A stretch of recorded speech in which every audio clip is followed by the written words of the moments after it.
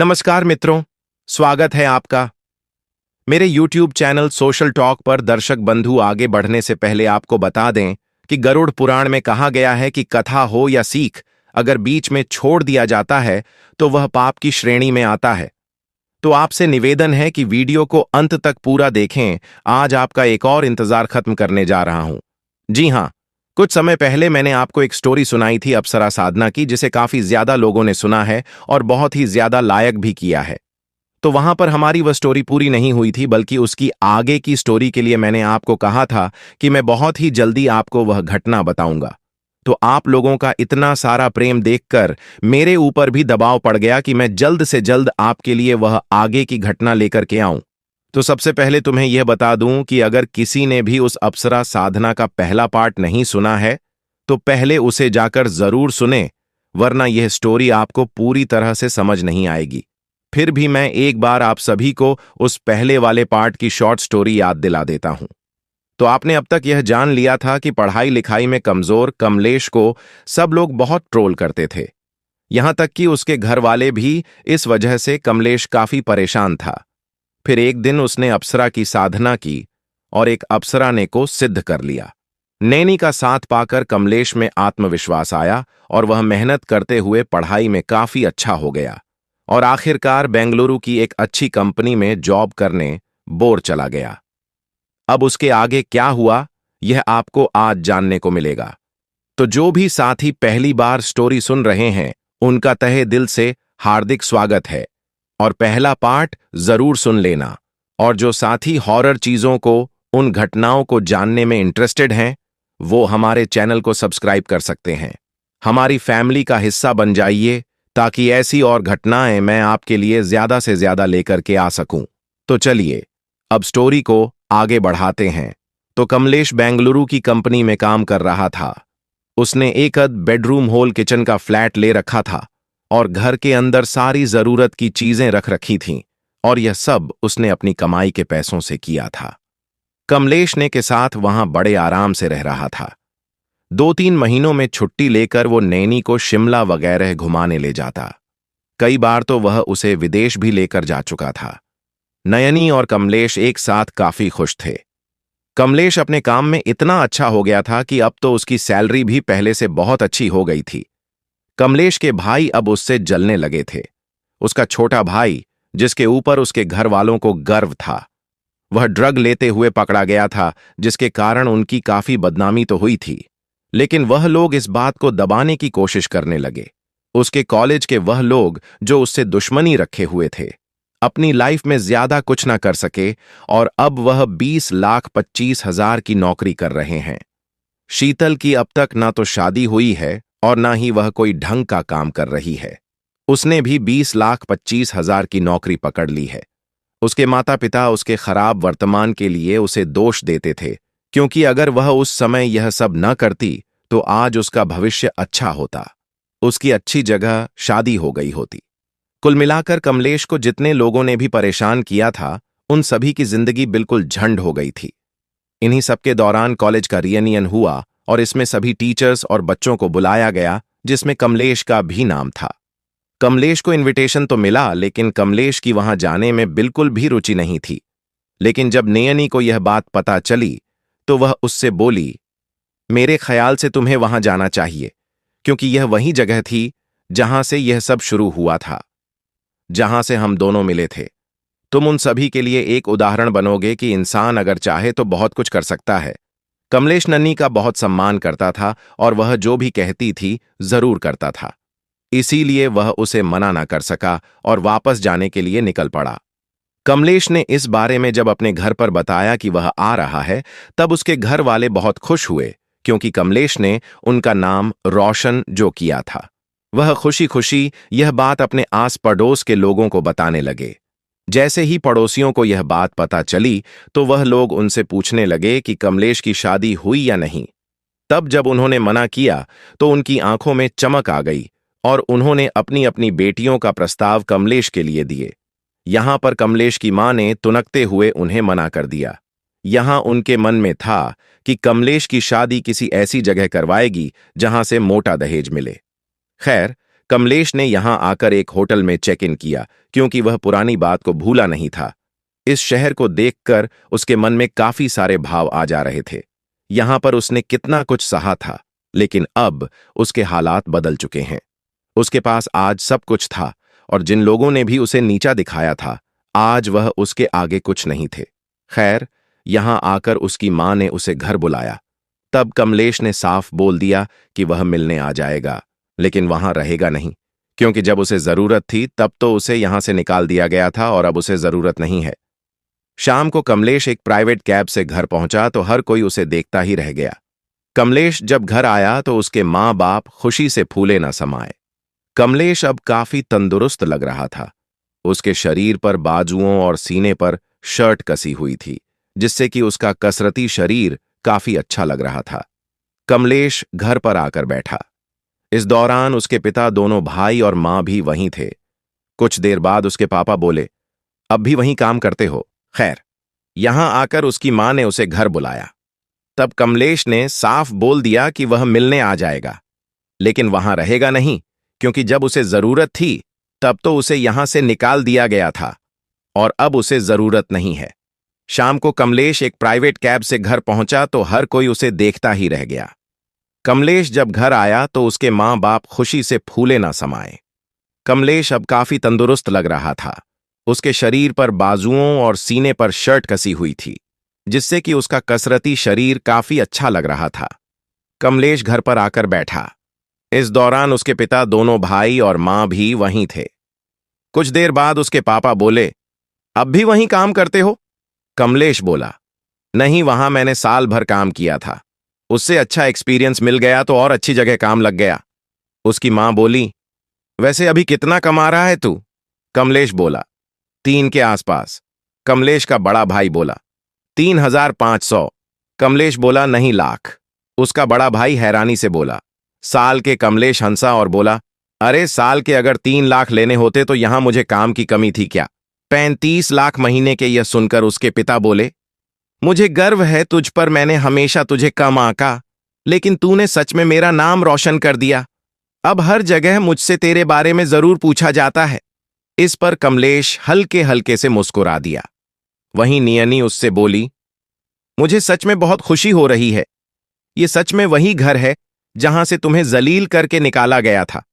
और अब देखो, नयनी ने यह कहा ही था कि तभी बाहर से उनकी पड़ोसन अपनी बेटी के साथ वहां आई और मुस्कुराते हुए बोली, अरे बहन, हमने सुना कमलेश यहां आया है, तो सोचा अपनी बेटी नताशा को उससे मिलवा दूं। कमलेश यहां सब कुछ समझ रहा था, लेकिन वह कुछ बोला नहीं। वहीं यह सब देखकर नयनी को काफी गुस्सा आ रहा था, जो कि उसकी आंखों से साफ जाहिर हो रहा था। तब कमलेश ने नयनी का हाथ पकड़ा। इससे नैनी का गुस्सा शांत हुआ। वहीं वो लड़की नताशा कमलेश के पास आई और बोली, हमने आपके बारे में बहुत सुना है। आपने सच में कितनी मेहनत की थी यहां तक पहुंचने में। कमलेश बोला, हां, तुम भी अगर यहां ना आकर मेहनत कर रही होती तो तुम भी आगे कुछ अच्छा कर सकती हो। यह सुनकर नताशा झेप गई, लेकिन फिर अगले ही पल वो बोली, हां, वो मुझे आपसे टिप्स चाहिए थी। कमलेश बोला, मेरे पास कोई टिप्स नहीं है, तुम प्लीज यहां से जाओ। यह सुनकर नताशा अपनी मां के साथ चली गई। वहीं कमलेश की मां बोली, बहुत अच्छा किया तूने उसे भगाकर। पता नहीं दोनों मां अब क्या समझती हैं। तू उसे छोड़, लाखों में एक लड़की लाऊंगी तेरे लिए। यह सुनकर कमलेश बोला, मुझे कोई शादी वादी नहीं करनी, और रही बात वंश बढ़ाने की, तो मेरे अलावा आपके 2 बेटे और हैं, उनकी शादी करवाकर अपने अरमान पूरे करो। यह सुनकर उसकी मां आंखों में आंसू भरते हुए बोली, क्या हमारे अरमान तेरे साथ नहीं है? हमने तेरे लिए कितने सपने देखे हैं। क्या एक मां बाप को इतना भी हक नहीं बनता कि अपने बच्चे की शादी देख सके? यह सुनकर कमलेश वहां से उठते हुए बोला, तभी मैं यहां आना ही नहीं चाहता था। आप लोगों के इतने तानों के बावजूद मैंने खुद को साबित किया है और अपनी एक पहचान बनाई है। आप लोगों ने तो मेरा साथ भी छोड़ दिया था। अरे, जब मेरे कॉलेज के लड़कों ने मुझे बुरी तरह से पीटा था, तब भी तुम लोग मुझे ही उल्टा सीधा बोल रहे थे। आप लोगों ने मेरी जरूरत के समय हमेशा मेरा साथ छोड़ा है और अब बात हक की कर रहे हो। हक पाना है तो पहले जिम्मेदारी निभाई होती। बोलकर कमलेश बिना कुछ खाए वहां से चला गया। अब कमलेश ने वहां कुछ नहीं खाया था। इस वजह से वह एक रेस्तरां में खाना खाने गया। वो रेस्तरां काफी महंगा था, लेकिन अब कमलेश के हालात पहले जैसे नहीं थे, इसीलिए वह कितना भी पैसा खर्च कर सकता था। कमलेश ने वहां जाकर खाना ऑर्डर किया और नयनी से बात करने लगा। कुछ देर बाद ने बोली, कमलेश, तुम्हें शीतल याद है ना? कमलेश बोला, हाँ, लेकिन तुम अचानक से उसके बारे में बात क्यों कर रही हो? नयनी बोली, इस जगह पर कैशियर वही है, वो देखो, वहां काउंटर पर। नैनी ने कहा। तो कमलेश ने बिना शीतल की ओर देखे कहा, अरे तो क्या हो गया, पूरे एग्जाम में तो मेरे खिलाफ चाल चलने में लगे रहे और प्लेसमेंट के टाइम भी यही सब करते रहे, तो ऐसे में यही सब तो करेंगे। देखो, मुझे इनमें से किसी की लाइफ में क्या चल रहा है उससे कोई मतलब नहीं है। मैं बस तुम्हारे साथ बहुत खुश हूं और हमेशा तुम्हारे साथ ही रहना चाहता हूं। यह सुनकर नयनी मुस्कुरा दी। इतने में ही वेटर वहां खाना लेकर आया और कमलेश खाना खाने लगा। खाना खाने के बाद कमलेश ने काउंटर पर आकर जब बिल दिया तो शीतल उसे देखती ही रह गई। बिल लेते हुए शीतल उससे बोली, कैसे हो कमलेश, मुझे पहचाना? यह सुनकर कमलेश बोला, पहली बात, मैं यहां का कस्टमर हूं, तो तुम मुझे मेरे नाम से ना ही बुलाओ तो अच्छा है, और दूसरी बात, मुझसे फालतू में चेप होने की कोशिश मत करो। यह सुनकर शीतल कुछ ना बोल सकी। उसने जल्दी से कमलेश से बिल लिया और फिर कमलेश वहां से चला गया। शीतल को कमलेश पर काफी गुस्सा आ रहा था, लेकिन वह इसमें कुछ भी नहीं कर सकती थी। काम खत्म करके शीतल घर की ओर जाने लगी। इसी दौरान उसे विपुल का फोन आया। उसने कहा, कैसी हो शीतल? कल कॉलेज का रेनियन है, आ रही हो ना? तब शीतल बोली, हां, आ तो रही हूं, लेकिन वहां पर वह कमलेश भी होगा। उसे देखकर मुझे बहुत गुस्सा आ रहा है। सच में? अभी वह मेरे होटल में आया। मैंने उससे उसका हालचाल पूछा, लेकिन उसने तो मुझे ही जलील कर दिया। यह सुनकर विपुल बोला, छोड़ो इस बात को, इस बारे में ज्यादा मत सोचो, क्योंकि तुम्हें पता ही है कि अगर तुमने ज्यादा हाथ पैर चलाया तो तुम्हारा अंजाम क्या होगा। कल रियन में आना, हमारे साथ के और भी लोग आएंगे। वहां अगर तुम्हें कोई अच्छा पैसे वाला मिल जाए तो उससे दोस्ती करके आगे की बात कर लेना। शीतल बोली, हां, यह तुमने अच्छा आइडिया दिया। मुझे अगर कोई चीज पसंद आ जाए जो मैं तुम्हारी तरह 6 महीने तक पैसे नहीं बचाता फिरता या फिर पहली तारीख का इंतजार नहीं करता, उसी समय खरीद लेता हूं। इतना ही नहीं, 3-4 बार तो विदेश जा चुका हूं, और तुमने तो विदेश हमेशा वर्ल्ड मैप में ही देखा होगा ना।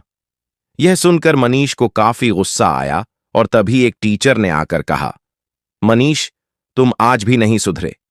इन सब चक्करों की वजह से पहले ही अपना करियर खराब कर चुके हो, अब और क्या करके मानोगे? और तुम सभी बच्चे इस बात का हमेशा ध्यान रखना कि जिस लड़के का तुम इतना मजाक उड़ा रहे हो, उसमें और तुम में कितना फर्क है, इसलिए तुम इसका नहीं, खुद का मजाक उड़ा रहे हो। यह सुनकर कमलेश बोला, सर, इन्हें बोलने दीजिए, क्योंकि यह सारे जो लुक्स के साथ नहीं पा सके वो मैं बिना लुक्स के पा चुका हूं। जिस वजह से इन्हें जलन हो रही है तो अपने मन को दिलासा दे रहे हैं और कुछ नहीं। यह सब सुनकर सारे लोग शांत तो हो चुके थे, लेकिन उन्हें गुस्सा आ रहा था। कुछ लोग वहां से निकलकर बाहर आ गए। इस दौरान शीतल भी वहां से बाहर आ गई और तब एक लड़के ने शीतल को देखकर कहा, अरे तुम तो शीतल हो ना? शीतल बोली, हां, और तुम धीरेंद्र ना? वह लड़का बोला, हां, मैं धीरेंद्र हूं। शीतल बोली, तुम तो टॉपर हुआ करते थे ना, आजकल क्या कर रहे हो? धीरेंद्र बोला, बेंगलुरु की ही एक कंपनी में काम कर रहा हूं। शीतल प्रभावित होते हुए बोली, अरे वाह, मतलब काफी अच्छा कमा लेते कि तुम तो। धीरेंद्र बोला, हां, साल का पैकेज अब 12 लाख के आसपास है, लेकिन अगर उस दिन कमलेश मेरे रास्ते में नहीं आया होता तो उसकी जगह मैं होता।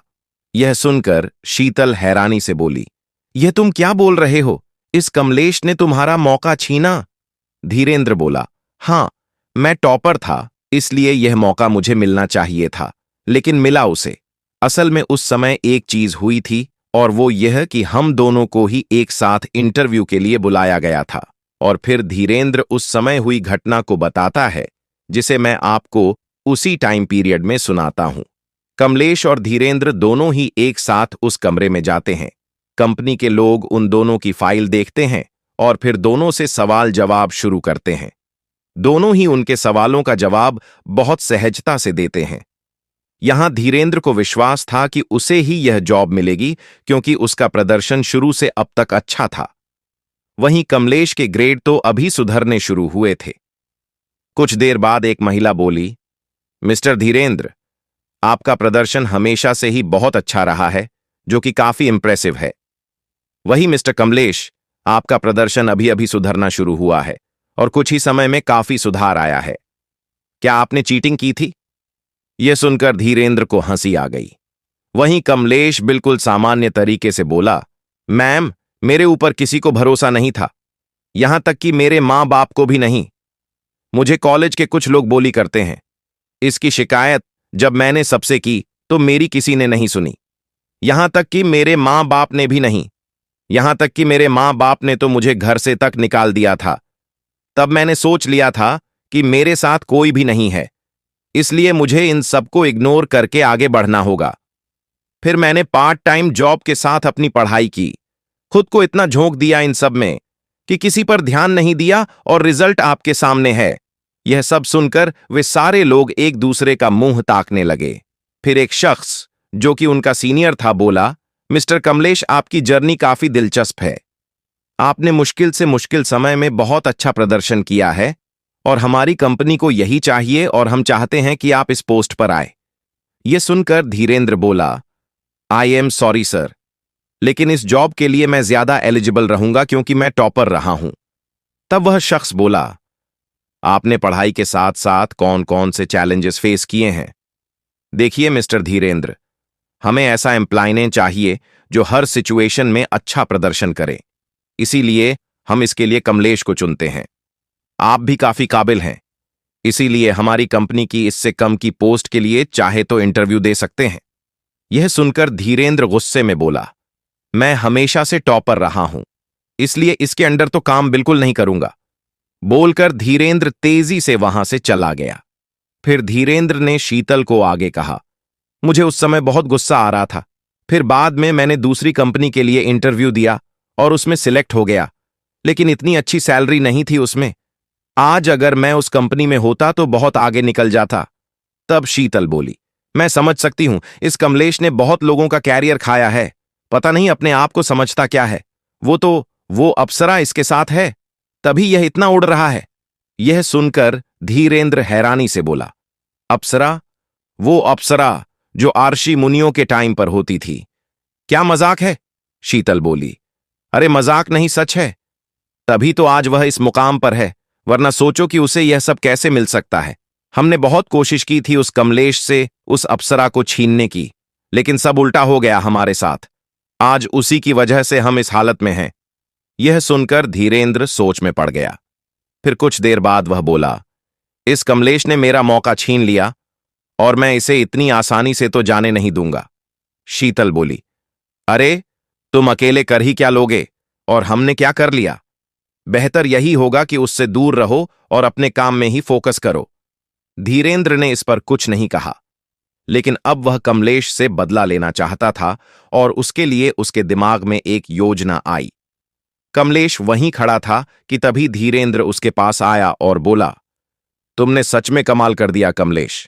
आज तुम कहां से कहां पहुंच गए? इसका राज क्या है? कमलेश बोला, राज कुछ नहीं है, बस मेहनत करते रहो, सब मिल जाएगा। वैसे रात बहुत हो चुकी है, इसलिए अब मैं चलता हूं। बोलकर कमलेश वहां से चला गया। यह देखकर धीरेंद्र मन ही मन बड़बड़ाने लगा। यह चाहता है कि इसके अलावा कोई आगे ना बढ़ पाए, इसीलिए मुझे बता नहीं रहा। लेकिन कोई बात नहीं, मैं इंटरनेट पर से इस बारे में पता करूंगा और फिर मैं भी अप्सरा को साध लूंगा। अगर इस जैसा इंसान यह कर सकता है तो मैं क्यों नहीं? यह सोचकर धीरेंद्र वापस घर आ गया और अब वह इस बारे में इंटरनेट पर से जानकारी इकट्ठी करने लगा। पूरी रात उसने यह सब किया और फिर उसने इस जानकारी के आधार पर अप्सरा साधना करने का सोचा। साधना में बताए गए तरीके से उसने साधना करना शुरू की, लेकिन यहां धीरेंद्र ने यह सबसे बड़ी गलती कर दी थी। वहीं दूसरी तरफ अगले दिन कमलेश भी वापस जाने की तैयारी करने लगा था। जाने से पहले उसने सोचा कि एक बार घर वालों से मिल लिया जाए। यही सोचकर कमलेश घर आया। यहां उसने सुना उसकी मां उसके पिता से बोल रही थी, मैं कुछ नहीं जानती, बस आप कमलेश से इस बारे में बात कीजिए। वो हमारा बेटा है और मैंने लड़की वालों को जुबान दी है। उसके पिता बोले, और इसकी एवज में कितना दहेज लेने की डिमांड की है? उसकी मां बोली, इससे आपको क्या? हमने उसे पाल पस कर इतना बड़ा किया है, पढ़ाया लिखाया है, तो थोड़ा दहेज ले लिया तो क्या गलत किया? यह सब क्या मैं अपने लिए कर रही हूं? उसके पिता बोले, हमने उसे पढ़ा लिखाकर कोई एहसान नहीं किया, बल्कि अपना फर्ज अदा किया है। हमारी औलाद है वो। हमारे तुम्हारे मां बाप ने भी एहसान दिखाने के लिए हमें पाल पस कर बड़ा नहीं किया। कमलेश का बड़ा भाई बोला, मां गलत क्या बोल रही है? वो इतना कमाता है और उसे इतना पढ़ाने लिखाने के बावजूद वो महीने के 400 हमें देकर अपनी जिम्मेदारी से मुक्त हो जाता है। उसके पिता बोले, तू तो वह भी नहीं देता। देखो भाग्यवान, हमने जो उसके साथ किया उसकी वजह से वह पहले ही हमसे दूर हो चुका है। अब उसे और दूर मत करो। अब कमलेश से रहा नहीं गया और वह सीधे घर के अंदर चला आया और बोला, मुझे लगा था कि आपको अपने बेटे की फिक्र है, लेकिन नहीं, आपको तो बस पैसों से मतलब है। अगर आप मतलबी हो सकती हैं तो मैं भी हो सकता हूं। आज के बाद मेरा आपका रिश्ता खत्म। मैंने इतना सब होने के बावजूद अपना बेटे होने का फर्ज निभाया, लेकिन आप आज तक मेरी मां नहीं बन पाई। आज के बाद मैं आपको कोई पैसे नहीं भेजने वाला, और रही बात शादी की तो वह भी नहीं करने वाला। अब इससे पहले कि कोई कुछ बोलता, कमलेश तेजी से वहां से चला गया। वहीं अब कमलेश की मां काफी परेशान हो गई थी। कमलेश वहां से निकलकर एयरपोर्ट आया और बेंगलुरु के लिए निकल पड़ा। सफर के दौरान ने उससे बोली, मुझे पता है कि तुम्हारे घर वाले तुम्हारी शादी करवाना चाहते हैं। तुम मुझे बताओ कि तुम्हारी क्या इच्छा है? कमलेश बोला, मेरी इच्छा शादी करने की नहीं है, मैं तुम्हारे साथ रहना चाहता हूं बस। नियर्नी बोली, कमलेश, एक समय के बाद जब तुम काफी बूढ़े हो जाओगे तब तुम्हारी देखरेख के लिए कोई चाहिए होगा, और अगर तुम शादी नहीं करोगे तो तुम्हारी संतान कैसे होगी? क्या तुम संतान सुख से वंचित रहना चाहते हो? देखो, अगर तुम यह सब मेरे दबाव में आकर कर रहे हो तो तुम मुझे बता सकते हो। तुम पहले ऐसे इंसान हो जिसने कि किसी अप्सरा को इतना प्रभावित किया है, तो मैं तुम्हें कोई नुकसान नहीं पहुंचाऊंगी। कमलेश बोला, नयनी, पहली बात, मैं तुमसे डरता नहीं हूं, बल्कि तहे दिल से तुम्हारा सम्मान करता हूं। तुम मेरे लिए किसी देवी की तरह पूजनीय हो, और मुझे पता है कि अगर मुझसे कोई गलती हो भी गई तो तुम मुझे माफ कर दोगी। इसलिए डर वाली बात नहीं है। मुझे शादी वादी की भी कोई इच्छा नहीं है। पता नहीं क्यों मेरा मन इस संसार से भी लगभग उब चुका है, इसीलिए इन सब की कोई गुंजाइश ही नहीं है। अगर भविष्य में कभी मेरा इस तरह का इरादा होगा तो सबसे पहले मैं तुम्हें ही तो बताऊंगा ना। यह सुनकर नयनी मुस्कुरा दी, क्योंकि कमलेश बिल्कुल सच बोल रहा था। वहीं दूसरी तरफ धीरेंद्र ने भी अप्सरा साधना पूरी कर ली थी, लेकिन उसे कोई अप्सरा दिखाई नहीं दी। यह सब देखकर उसे काफी गुस्सा आया और उसने गुस्से में जाकर शीतल से कहा, यह सब बिल्कुल बकवास है। उस कमलेश की सफलता के पीछे कुछ और ही चक्कर है। तुमने मेरा समय खराब करवा दिया। यह सब सुनाकर धीरेंद्र तो वहां से चला गया, लेकिन अब शीतल सोचने लगी कि उस कमलेश के पास अगर अप्सरा नहीं है तो वह क्या चीज है। धीरेंद्र इन सबको भूलकर अपने कामों में लग गया। इसी दौरान एक रात जब वह सोने के लिए लेटा तो उसे उसके शरीर पर किसी का स्पर्श महसूस हुआ। यह सब देखकर वह एकदम से उठ बैठा, लेकिन उसके पास कोई नहीं था। वो दोबारा से सोने के लिए लेटा, लेकिन अब भी कोई उसके शरीर को छू रहा था। इस बार धीरेंद्र शांत ही बना रहा, और फिर कुछ ही देर में उसे किसी लड़की की खिलखिलाने की आवाज आई। वो आवाज उसे बिल्कुल पास से आ रही थी। यह सब सुनकर धीरेंद्र काफी ज्यादा घबरा गया, लेकिन फिर ठीक इसी दौरान उसे याद आया कि उसने कुछ समय पहले अप्सरा साधना की थी। तो क्या इसका मतलब उसने अप्सरा सिद्ध कर ली है? यह सब सोचकर धीरेंद्र के चेहरे पर एक मुस्कान आ गई और फिर उसने आंखें खोलीं, लेकिन उसके आसपास कोई भी नहीं था।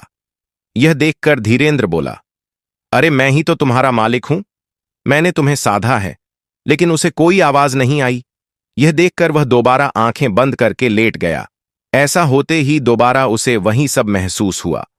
तब वह बोला, देखो, अब मैं तुम्हारा मालिक हूं, इसलिए जो मैं कहूंगा वह तुम्हें करना होगा। इसके बाद धीरेंद्र को किसी का कोमल स्पर्श अपने ऊपर महसूस हुआ। यह देखकर धीरेंद्र ने जब आंखें खोलीं तो पाया कि वहां कोई भी नहीं था। यह देखकर धीरेंद्र मन ही मन बुदबुदाया, अरे ये मेरे साथ क्या हो रहा है? वो कमलेश तो उस अप्सरा को देख सुन भी सकता था, लेकिन मुझे वह दिखाई क्यों नहीं दे रही? धीरेंद्र ने इतना कहा ही था कि तभी उसे किसी युवती के खिलखिलाने की आवाज आई। वो आवाज सुनकर धीरेंद्र काफी ज्यादा घबरा गया और यहां वहां देखने लगा, लेकिन उसे वहां कोई नजर नहीं आया। इसके कुछ देर बाद उसे दोबारा से वही आवाज आई और इस बार वह युवती बोली, धीरेंद्र, तुमने मुझे सिद्ध तो कर लिया, लेकिन तुमसे एक गलती हो गई। तुमने वह मंत्र गलत बोल दिए थे, और वह मंत्र अप्सरा साधना के नहीं बल्कि यक्षिणी साधना के थे। यह सुनकर धीरेंद्र की आंखें हैरानी से घोल हो गईं और उसने अपने मोबाइल में उस साधना के मंत्रों को देखा। वह वाकई में यक्षिणी साधना के मंत्र थे। यह देखकर धीरेंद्र ने अपना माथा पीट लिया, लेकिन फिर तभी वह आवाज दोबारा आई, तुमने मुझे पा तो लिया, लेकिन मैं तुम्हारे जीवन में ऐसे ही नहीं आ सकती, क्योंकि तुम्हारे जीवन में पहले ही एक स्त्री है। इसलिए तुम ऐसा काम करो कि उस लड़की से अभी के अभी अपने सारे रिश्ते खत्म कर दो। यह सुनकर धीरेंद्र बोला, बिल्कुल नहीं, मैं निराली से प्यार करता हूं और उसके साथ ही अपनी आगे की लाइफ जीना चाहता हूं। यह सुनकर वह युवती गुस्से में बोली, मैं तुमसे पूछ नहीं रही हूं, बल्कि तुम्हें बता रही हूं कि तुम्हें यह करना है, और अगर तुमने यह बात नहीं मानी तो फिर इसके आगे जो होगा उसके जिम्मेदार तुम खुद होगे। लेकिन धीरेंद्र अपनी बात पर अड़ा रहा। इन सब से उस यक्षिणी को काफी गुस्सा आया और उसके बाद वह बिना कुछ बोले वहां से चली गई। दूसरी तरफ निराली उस समय अपने कमरे में बैठकर लैपटॉप पर काम कर रही थी। इसी दौरान लैपटॉप की स्क्रीन पर एक भयानक चेहरा उभरा। उस चेहरे को देखकर निराली काफी ज्यादा घबरा गई और पीछे जा हटी। इसी दौरान वह चेहरा धीरे धीरे करके उस लैपटॉप से बाहर की ओर आने लगा और देखते ही देखते उस लैपटॉप से एक पूरी ही महिला की आकृति बाहर आ गई। निराली इन सबसे डर के चीखने लगी, लेकिन ठीक इसी दौरान वह आकृति निराली के चेहरे के एकदम पास आई और बोली, धीरेंद्र ने मुझे सिद्ध कर लिया है, इसलिए तुम्हें उसके जीवन से जाना होगा। तुम अभी के अभी धीरेंद्र को छोड़ दो, वरना अंजाम बुरा होगा। इन सबसे निराली काफी ज्यादा घबरा गई और बोली, आप जैसा कहोगी मैं करूंगी, लेकिन तुम प्लीज मुझे कुछ मत करना। इसके बाद निराली ने अपना फोन उठाया और फिर सीधे धीरेंद्र को फोन किया और कहा, तुम्हारे और मेरे बीच में अब सब खत्म हो गया है, आज के बाद मुझे फोन मत करना। बोलकर निराली ने फोन काट दिया। यह सुनकर वो यक्षिणी बोली, बहुत अच्छा किया, लेकिन याद रखना, आज के बाद तुम मुझे उसके साथ अगर दिखाई दी तो मैं तुम्हें मार डालूंगी। बोलकर वो वहां से गायब हो गई। वहीं दूसरी तरफ इन सब से धीरेंद्र काफी ज्यादा घबरा गया था। उसने दोबारा से निराली को फोन लगाया, लेकिन उसका फोन बंद आ रहा था। वहीं दूसरी तरफ यक्षिणी उसके पास आई और उससे कहा, मैंने उस लड़की निराली को हमेशा के लिए तुम्हारे जीवन से निकाल फेंका है, और तुम कोशिश भी मत करना उसे दोबारा अपने जीवन में लाने की, क्योंकि अगर तुमने ऐसा किया तो मैं उसे मार डालूंगी। यह सुनकर धीरेंद्र अपना माथा पकड़कर बैठ गया। ठीक इसी दौरान यक्षिणी उसके पास आई और अब वह यक्षिणी धीरेंद्र को साफ दिखाई दे रही थी। वो यक्षिणी काफी ज्यादा सुंदर थी। उसकी खूबसूरती देखकर एक पल के लिए तो धीरेंद्र का मुंह भी खुला रह गया था। इसी समय यक्षिणी उससे बोली, तुम मेरे साधक हो, तुमने साधना करके मुझे पा लिया है और अब तुम जो चाहोगे वह मैं करूंगी, लेकिन मेरे अलावा तुम्हारे जीवन में कोई भी स्त्री नहीं आनी चाहिए। यह सुनकर धीरेंद्र मन ही मन बुदबुदाया, अरे वाह, मैंने भले ही अप्सरा की जगह यक्षिणी साधना कर ली थी, लेकिन बात तो लगभग वही है। अब मैं इस यक्षिणी से अपनी मुराद पूरी करवाऊंगा। उसके बाद धीरेंद्र बोला, मुझे 1,00,000 रुपये चाहिए, क्या तुम मुझे वह दे सकती हो? यक्षिणी बोली, क्यों नहीं, मेरे लिए कुछ भी नामुमकिन नहीं है। उसके बाद वह यक्षिणी वहां से गायब हो गई। धीरेंद्र ने उसका काफी इंतजार किया, लेकिन वह वापस नहीं आई। उसका इंतजार कर करके धीरेंद्र इतना ज्यादा परेशान हो गया कि वह बुदबुदाने लगा, मेरे लिए कुछ भी नामुमकिन नहीं है। बोल तो ऐसे रही थी जैसे कि ना जाने क्या कर सकती है, लेकिन वह तो सच्ची में किसी काम की नहीं है। अब पता नहीं कहां चली गई। निराली से भी मेरा ब्रेकअप करवा दिया। मन ही मन यही सब बुदबुदाते हुए और उस यक्षिणी को कोसते हुए धीरेंद्र सो गया। अगली सुबह किसी के कोमल स्पर्श चेहरे पर पड़ने से धीरेंद्र उठ बैठा। उठते ही उसने पाया कि वह यक्षिणी उसके एकदम पास बैठी थी। उसे देखकर धीरेंद्र बोला, तुम बोल तो बहुत रही थी, लेकिन अभी तक तो मेरे पास कोई पैसे नहीं है। ऊपर से तुम भी पता नहीं कहां चली गई थी, और उसके ऊपर से तुमने मेरा ब्रेकअप भी करवा दिया। अगर तुम किसी काम की नहीं हो तो प्लीज तुम वापस चली जाओ, मुझे तुम नहीं चाहिए। यह सुनकर वो यक्षिणी बोली, तुम्हें जो चाहिए वह तुम्हें मिल जाएगा, तुम उसकी चिंता मत करो। अब इससे पहले कि धीरेंद्र कुछ समझ पाता, उसका मोबाइल बजने लगा। उसने जब वह फोन देखा तो उसने पाया कि वह फोन उसके घर से था। उसने जब फोन उठाया तो दूसरी तरफ से उसकी मां के रोने की आवाज आई। वो रोते हुए उससे बोली, बेटा तू जल्दी घर आ जा, तेरे चाचा जी का आज सुबह देहांत हो गया। यह सुनकर धीरेंद्र के पैरों तले जमीन ही खिसक गई थी। धीरेंद्र के चाचा धीरेंद्र को काफी मानते थे। धीरेंद्र के चाचा की खुद की कोई औलाद नहीं थी, इसलिए वह धीरेंद्र को ही अपना सब कुछ मानते थे, और अब उनकी मौत ने उसे एक तगड़ा झटका दिया था। धीरेंद्र भारी मन से घर के लिए निकल पड़ा। घर आकर उनका अंतिम संस्कार किया गया। कुछ दिनों बाद जब उनकी संपत्ति की बात चली तो पता चला कि उसके चाचा उसके लिए 50 लाख की संपत्ति छोड़कर गए थे। यक्षिणी, जो कि उस समय धीरेंद्र के साथ थी और उसे धीरेंद्र के अलावा फिलहाल कोई नहीं देख सकता था, यह सब सुनकर यक्षिणी की ओर देखने लगा। तब वह यक्षिणी मुस्कुराते हुए बोली, तुमने 50 लाख मांगे थे ना? देखो पूरे 50 लाख है, कुछ भी कम नहीं है बल्कि ज्यादा ही होंगे। अब तो तुम खुश होगे। यह सब सुनकर धीरेंद्र को काफी ज्यादा गुस्सा आया, क्योंकि उसके चाचा उसके लिए बिल्कुल पिता समान थे। उन्होंने बचपन में धीरेंद्र को गोद लिया था और अब उनकी मौत का जिम्मेदार एक हिसाब से धीरेंद्र था। धीरेंद्र को अपने आप पर काफी शर्म आ रही थी और वह यह बात किसी से कर भी नहीं पा रहा था। वह उसी शहर में था कि एक दिन उसकी मुलाकात विपुल और शीतल से हुई। बातों ही बातों में धीरेंद्र ने उन्हें बता दिया कि कैसे उसने यक्षिणी को सिद्ध किया और अब वह उस वजह से काफी पछता रहा है। यह सब सुनकर विपुल के दिमाग में एक योजना आई और वह बोला, चलो जो हो गया सो हो गया, उसे छोड़ो, लेकिन अब हमें आगे क्या करना है वह सोचना चाहिए। देखो दोस्तों, हम सभी आज इतने बर्बाद सिर्फ एक ही शख्स की वजह से हैं, और वह है कमलेश। हम सबकी बर्बादी का कारण कमलेश है। वह खुद तो हमें बर्बाद करके एकदम अच्छी जिंदगी जी रहा है और हम यहां पर 2 पैसे के मोहताज हैं। मुझे नहीं पता कि हमें अच्छी जिंदगी मिलेगी या नहीं, हम उससे ज्यादा अच्छा कमा पाएंगे या नहीं, लेकिन अगर हम यह नहीं कर सकते तो उस कमलेश को भी नहीं करने देंगे। तब शीतल बोली, हम इसमें कर भी क्या लेंगे?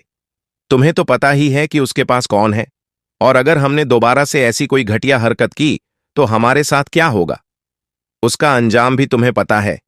इसलिए फिलहाल जो भी जिंदगी हम जी रहे हैं, कम से कम जी तो रहे हैं, इसलिए ज्यादा इस बारे में सोचो मत। विपुल बोला। तब बात कुछ और थी शीतल, और अब बात कुछ और है। तब हमारे पास ज्यादा शक्तियां नहीं थीं, लेकिन आज धीरेंद्र के पास यक्षिणी है। हम सबको मिलकर एक बहुत बड़ा प्लान बनाना पड़ेगा और उसमें उस कमलेश को फंसाना पड़ेगा, और एक बार कमलेश हमारे जाल में फंस गया, उसके बाद तो बस हमारा काम हो गया। धीरेंद्र बोला, लेकिन हम करेंगे क्या, वह तो बताओ। इसके बाद विपुल ने जो उसे बताया वह सुनकर उन सभी की आंखों में चमक आ गई। इन सबके बाद धीरेंद्र वापस बेंगलुरु आ गया और फिर उसने एक रोज कमलेश को फोन किया और कहा, पता नहीं कमलेश मुझे तुम्हें बताना चाहिए या नहीं, लेकिन मैं बहुत परेशान हूं। अब यहां पर मेरे साथ का कोई नहीं है और एक तुम ही हो जिसे मैं कॉलेज के समय से जानता हूं, इसलिए मैं तुमसे अपना दर्द बांटना चाहता हूं। दरअसल मैं अपनी लाइफ में थोड़ा सक्सेसफुल होना चाहता था। तुम्हें तो पता ही है आजकल कंपटीशन कितना ज्यादा बढ़ गया है और उसके लिए कुछ तो अलग करना ही पड़ता है। ऐसा नहीं है कि मैं मेहनत नहीं कर रहा था, लेकिन फिर भी मेरी मेहनत का फल मुझे ज्यादा नहीं मिल पाता। मेरे सीनियर इसका क्रेडिट ले जाते थे। इसलिए मैंने इंटरनेट पर अप्सरा साधना के बारे में पढ़ा। मैंने सोचा था कि अप्सरा को सिद्ध करके मैं आराम से वह पा लूंगा, लेकिन पता नहीं मेरे साथ कुछ गलत ही हो गया। मैंने गलती से अप्सरा की जगह यक्षिणी साधना कर ली और मैं उस वजह से काफी परेशान हो रहा हूं। मुझे कुछ मिला तो नहीं, लेकिन मेरा चला जरूर गया। तब कमलेश बोला, देखो धीरेंद्र, अप्सरा या दुनिया की कोई भी शक्ति तुम्हें कुछ भी पाने में तुम्हारी सहायता नहीं करेगी। मेहनत तो तुम्हें खुद ही करनी पड़ेगी, और जहां तक बात रही अप्सरा की, तो याद रखो, वह तुम्हें कुछ दे नहीं पाएंगी। हां, लेकिन वह तुम्हारा साथ जरूर दे सकती है, वह भी तब जब तुम्हें उसकी सबसे ज्यादा जरूरत है। लेकिन मेहनत तो तुम्हें खुद ही करनी पड़ेगी। और हां, अप्सरा उस लिए भी नहीं है जो तुम सोच रहे हो। वह तुम्हारे लिए बिल्कुल देवी की तरह पूजनीय होनी चाहिए। उनके लिए तुम्हें दिल से सम्मान करना होगा, न कि वह तुम्हारी गुलाम है। अगर तुमने उसे सिद्ध कर लिया है तो अच्छी बात है, लेकिन तुम्हें अपने मन से सारे बुरे ख्याल निकालने होंगे। उनका सम्मान करो, तभी बात बनेगी। धीरेंद्र बोला, यह तो तुमने सही कहा, लेकिन मुझे नहीं पता कि यह क्या है क्या नहीं। इसलिए क्या तुम इसमें मेरी मदद कर सकते हो? कमलेश बोला, जैसा कि तुमने कहा कि वह अप्सरा नहीं बल्कि यक्षिणी है। देखो धीरेंद्र, स्त्री चाहे किसी भी रूप में क्यों ना हो, हर रूप में पूजनीय है। इसलिए तुम उनका दिल से सम्मान करो और तुम्हें जो भी चाहिए तुम उनसे डायरेक्टली बात करो। तुम अपनी मेहनत से वह मुकाम हासिल कर लोगे, अगर वह तुम्हारे साथ बनी रहेगी तो। धीरेंद्र बोला, तुम्हारी बात सही है, लेकिन क्या हम इस बारे में आमने सामने बात कर सकते हैं? इसके लिए कमलेश मान गया, क्योंकि उसे इसमें कुछ भी गलत नहीं लग रहा था। वहीं नयनी ने भी इसमें उसे बिल्कुल नहीं रोका। अगले हफ्ते धीरेंद्र और कमलेश धीरेंद्र के घर पर मिले। धीरेंद्र काफी ज्यादा अजीब दिखाई दे रहा था। आंखों के नीचे काले गड्ढे आ चुके थे, दाढ़ी काफी ज्यादा बढ़ चुकी थी। उसे देखकर कमलेश ने उससे कहा, यह तुमने अपना क्या हाल बना रखा है? तब धीरेंद्र ने उसे रोते हुए सारी बात बताई। उसने कहा, मैं चाचा जी के बेहद करीब था, लेकिन मैंने उस यक्षिणी से 50 लाख मांगकर अपने पैरों पर खुद ही कुल्हाड़ी मार ली। आज मेरे चाचा जी मेरे पास नहीं हैं। उनकी मौत का जिम्मेदार मैं ही हूं। मैं अपने आप को कभी माफ नहीं कर पाऊंगा। मुझे बहुत बुरा लग रहा है कि आखिर क्यों मैंने यह साधना की। क्या होता, ज्यादा से ज्यादा मैं अपनी लाइफ में जैसा करता हूं वैसे ही करता। तब कमलेश ने उससे कहा, जो हो गया उसे बदला नहीं जा सकता, लेकिन अब आगे क्या करना है वह सोचो। अब तुम्हारे चाचा जी तो नहीं आ पाएंगे, लेकिन अगर तुम्हें आगे ढंग से रहना है तो या तो इस यक्षिणी के साथ एकदम अच्छे से रहो या फिर इसका त्याग करो। धीरेंद्र बोला, मैं इसका हमेशा हमेशा के लिए त्याग करना चाहता हूं, लेकिन मुझे नहीं पता कैसे। ये कोई ऊपरी चक्कर नहीं है, ये कोई भूत प्रेत नहीं है, ये तो मैंने खुद से ही सिद्ध किया है। और अगर मैं इसे खुद से छोड़ना भी चाहूं तो भी नहीं छोड़ सकता। इसकी वजह से मेरी गर्लफ्रेंड मुझे छोड़कर चली गई। मेरा काम खराब हो गया। मेरे चाचा जी मुझे छोड़कर चले गए। अब मैं जिंदा क्यों हूं? मुझे तो यही समझ नहीं आ रहा। यह भी मुझसे ले ले, यह तो अच्छा है। ठीक इसी दौरान नयनी कमलेश से बोली, कमलेश, यह सही कह रहा है।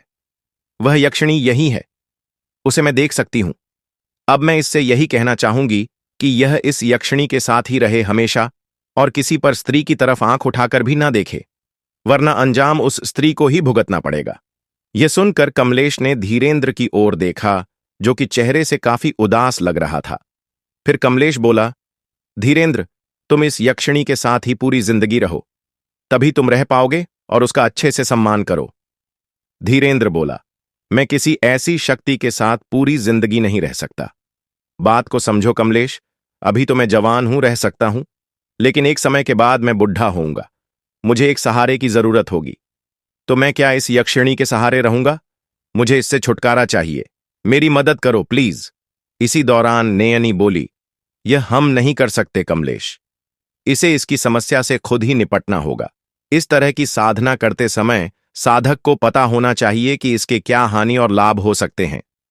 तब कमलेश बोला, कुछ तो होगा ना, क्योंकि यह तो गलत होगा कि अगर कोई ऐसी शक्ति के साथ नहीं रहना चाहता। तो नयनी बोली, रास्ता तो है, इसे मां यक्षिणी का आह्वान करना होगा। वही इस समस्या से इसे छुटकारा दिला सकती है, लेकिन यह इसे करना भी खुद ही होगा। हम इसमें कुछ नहीं कर सकते। तब कमलेश ने यह बात धीरेंद्र को बताई तो धीरेंद्र बोला, मैं यह करने को तैयार हूं, लेकिन मैं चाहता हूं कि जब मैं यह सब करूं तो मेरे परिवार को कुछ ना हो, क्योंकि अब बचने के लिए सिर्फ मेरा परिवार ही बचा है। अगर उनमें से किसी को कुछ हुआ तो मैं अपने आप को कभी माफ नहीं कर पाऊंगा। तो क्या तुम मेरे घर चलकर मेरे परिवार के साथ रह सकते हो? मैं अपने कुछ दोस्तों को भी बुला लूंगा ताकि वह उनके साथ रहे। यह सुनकर कमलेश ने एक नजर नयनी की ओर देखा। नयनी ने हाँ में गर्दन हिलाई और फिर कमलेश ने इसके लिए हाँ कर दी। इसके बाद कमलेश धीरेंद्र के साथ वापस अपने शहर में आ गया। अब कमलेश धीरेंद्र के घर पर ही रह रहा था, जहां पर उसे काफी प्यार और अपनापन मिल रहा था। इन्हीं सब के दौरान धीरेंद्र की बहन नव्या भी वहीं थी, जो कि कमलेश को पसंद करने लगी थी। इन्हीं सब के दौरान यक्षिणी ने धीरेंद्र से कहा, मुझे पता है तुम्हारा इरादा मुझे छोड़ने का नहीं है, फिर भी तुम इन सब के साथ ऐसे नाटक कर रहे हो, आखिर क्यों? तब धीरेंद्र बोला, तुमने कहा था ना कि तुम जो मैं कहूंगा वह तुम करोगी, तो अब जो मैंने तुमसे कहा वह तुमने कर दिया ना, तो फिर मैं मर जाऊंगा लेकिन तुम्हारा साथ नहीं छोड़ूंगा। यह जो लड़का है ना कमलेश, तुम्हें इसे नुकसान पहुंचाने में मेरी मदद करनी है। सब कुछ प्लान के हिसाब से जा रहा है। धीरे धीरे करके कमलेश के खाने में मैं एक स्लो पॉइजन डाल रहा हूं और एक समय के बाद वो स्लो पॉइजन कमलेश के दिमाग पर असर करने लगेगा और उसके बाद वो अप्सरा भी उसको बचा नहीं पाएगी। यह सुनकर यक्षिणी बोली, अगर वह उसे नहीं बचा पाएगी तो याद रखना वह तुम्हें पकड़ भी बहुत जल्दी लेगी, और जिस दिन तुम उसके हफ्ते चढ़ गए ना, तो फिर वह तुम्हारा क्या हाल करेगी ना, वह तुम्हें भी पता है। उस अप्सरा और उस लड़के के बीच में एक पवित्र बंधन है, यह बात वे दोनों भी जानते हैं, और ऐसे में तुम उन दोनों को अलग करके अपने लिए मुसीबत ही खड़ी कर रहे हैं। धीरेंद्र बोला, मुझे पता है कि मैं पकड़ा जाऊंगा और वह मुझे छोड़ेगी नहीं, इसीलिए तो तुम्हें बोल रहा हूं कि अगर कोई ऐसी सिचुएशन आएगी तो तुम मुझे उससे बचाओगी। यक्षिणी बोली, ठीक है, मैं यह करूंगी, क्योंकि मुझे बाकियों से कोई मतलब नहीं है। मेरा काम है मेरे साधक को प्रसन्न करना। वही इन सब से बेखबर कमलेश अब लगभग 5 दिन तक उनके घर पर रहा था, लेकिन अभी तक धीरेंद्र ने इस तरह की कोई साधना नहीं की थी। यह देखकर कमलेश को काफी अजीब लगा। तभी नैनी बोली, इस तरह की साधना एक खास समय ही की जाती है और अभी वह समय नहीं है, वह समय 5 से 6 दिन बाद आएगा। तब कमलेश बोला, अरे तो हम भी 5 से 6 दिन बाद ही आते ना, अभी पहले से क्यों आ गए? तुम्हें पहले बताना चाहिए था। नयनी बोली, तुम्हें पता तो है कि हम यहां पर उसकी साधना करवाने नहीं आए हैं, बल्कि उसके परिवार की रक्षा करने आए हैं। यह सुनकर कमलेश ने खुद को टपली मारी और मुस्कुराते हुए बोला, जब से तुम मेरे जीवन में आई हो तब से मैं छोटी मोटी चीज तो याद ही नहीं रखता। चलो कोई बात नहीं, तुम हो तो हमेशा मेरे साथ मुझे याद दिलाने के लिए। मुझे पता है कि मैं चाहे कहीं पर भी हो जाऊं, तुम हमेशा मेरे साथ रहोगी, इसीलिए यह छोटी छोटी चीजें याद रखने की जरूरत नहीं है, और मुझे यह भी पता है कि तुम मुझे कुछ होने भी नहीं दोगी। नयनी मुस्कुराई और बोली, लाखों नहीं करोड़ों में एक बार ऐसा सहयोग होता है कि किसी को इस तरह का कोई साधक मिलता है, और मैं बहुत ही खुशनसीब हूं कि मुझे तुम्हारे जैसा साधक मिला है जो मेरा इतना सम्मान करता है, तो आखिर मैं तुम्हें कैसे छोड़ सकती हूं। कमलेश नैनी से बातें कर ही रहा था कि तभी धीरेंद्र की बहन नव्या वहां आई और बोली, आप यहां किससे बात कर रहे हो? यहां तो कोई भी नहीं है। कमलेश बोला, यहां जो भी है मेरे लिए बहुत खास है, वह सब छोड़ो, तुम ये बताओ तुम यहां क्यों आई हो? क्या कोई इमरजेंसी है? धीरेंद्र की बहन नव्या बोली, नहीं, वह आप यहां पर पहली बार आए हैं ना, तो मैंने सोचा क्यों ना आपको यहां का पूरा एरिया घुमाया जाए, तो चलिए मैं आपको घुमा लाती हूं। यह सुनकर नयनी बोली, कमलेश, इस लड़की की तरंगे कुछ सही नहीं लग रही, शायद यह लड़की तुम्हें पसंद करने लगी है। यह सुनकर कमलेश हैरानी से नयनी को देखने लगा। फिर उसने नव्या से कहा, देखो, मुझे कहीं नहीं जाना, तुम जाओ और जाकर अपनी पढ़ाई पर ध्यान दो। यह सुनकर नव्या भारी मन से वहां से चली गई। उसके जाने के बाद ने बोली, यह तुमने क्या किया? तुमने उसका दिल तोड़ दिया। कमलेश बोला, उसे अभी से बताना जरूरी था, क्योंकि आगे चलकर यह चीज अगर बड़ी होती तो फिर उसे इसका और ज्यादा दुख होता, और मेरा इरादा ऐसा बिल्कुल नहीं। मुझे कोई नहीं चाहिए, अब चाहे भले ही मुझे मौत आ जाए, लेकिन मैं चाहता हूं कि मेरी मौत के अंतिम समय भी तुम मेरे साथ रहोगी ना? नयनी बोली, तुम्हें कुछ भी नहीं होगा, क्योंकि मैं तुम्हारे लिए कुछ भी करने को तैयार हूं। अगर मौत भी आएगी तो उसे मुझसे लड़ना पड़ेगा।